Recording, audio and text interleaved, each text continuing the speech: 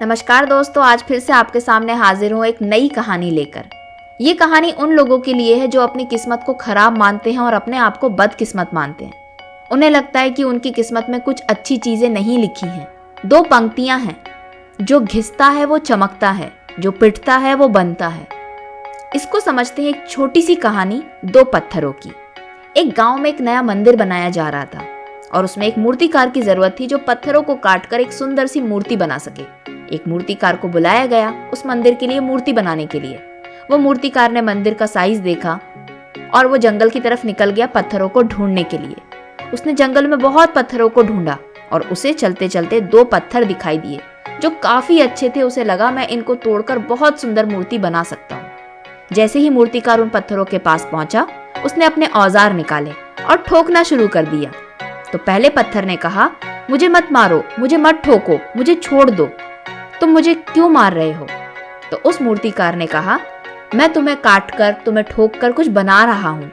वो पत्थर ने उस मूर्तिकार की बात को नहीं समझा और उसे कहा कि तुम मुझे छोड़ दो, तुम किसी और पत्थर को ठोक लो, पीट लो, लेकिन मुझे छोड़ दो।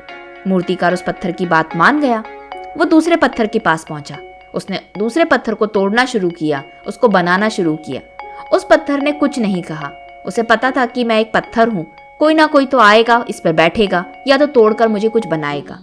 और उस मूर्तिकार ने उस पत्थर की एक बहुत सुंदर मूर्ति बनाई और उस मूर्ति को गांव वाले मंदिर में ले जाकर रख दिए और उसकी पूजा करना शुरू कर दिए। फिर गांव वालों ने कहा कि मूर्तिकार, तुमने बहुत सुंदर मूर्ति बनाई है।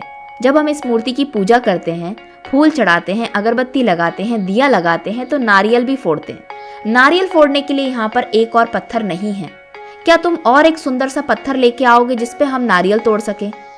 तो वो मूर्तिकार जंगल में गया और वही पत्थर को लेकर आ गया जिस पत्थर ने अपने आप को तोड़ने से मना किया था और उस पत्थर को मंदिर के अंदर रख दिया। अब बहुत दूर दूर से लोग आते, उस मूर्ति की पूजा करते, अगरबत्ती लगाते, दिया जलाते, फूल पत्ती चढ़ाते और आरती करते और उसके बाद एक नारियल लेते और बाजू में रखे हुए पत्थर के ऊपर जोर से मारकर उस नारियल को तोड़ते और उसका जल उस मूर्ति पर चढ़ाते। ये सब देखकर उस पत्थर को बहुत दुख हुआ। उस पत्थर ने पहले पत्थर से कहा कि तुम्हारी किस्मत कितनी अच्छी है कि लोग तुम्हें पूजते हैं और मेरी किस्मत कितनी खराब है कि सब मुझ पर आके जोर से नारियल मारते हैं। एक नहीं, हजारों नारियल यहाँ पर आते हैं। तो ये सब बातें वो मूर्तिकार सुन रहा था। उसने कहा ये सारी गलती तुम्हारी है, ये सारी गलती तुम्हारी है। मैं सबसे पहले तुम्हारे पास आया था तुम्हें एक मूर्ति बनाने के लिए और तुम एक मूर्ति बनके इस मंदिर में सज सकते थे, लेकिन तुमने उस समय मना कर दिया। तुम्हें उस समय ठुकना नहीं था, तुम्हें उस समय पिटना नहीं था, तुम्हें इन औजारों से डर लग रहा था। फिर मैं इस दूसरे पत्थर के पास गया, इसने मुझे कुछ मना नहीं किया और इसने अपने आप को एक मूर्ति में बदल दिया।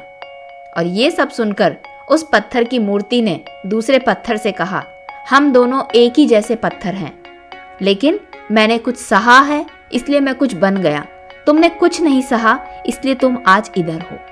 इस कहानी से हमें यही सीखने को मिलता है कि ठीक ऐसी ही बातें हमारे साथ भी होती हैं। जब हमारा समय होता है काम करने का, खून पसीना बहाने का, मेहनत करने का, तब अगर हम आराम करते हैं, इन सब चीज़ों से डर जाते हैं, तो हमारा भविष्य उतना अच्छा नहीं हो पाता। लेकिन उस समय अगर आपने बहुत मेहनत करी होती है, बहुत मुश्किलों का सामना किया होता है, तो हमारी आगे का जीवन बहुत अच्छा होता है।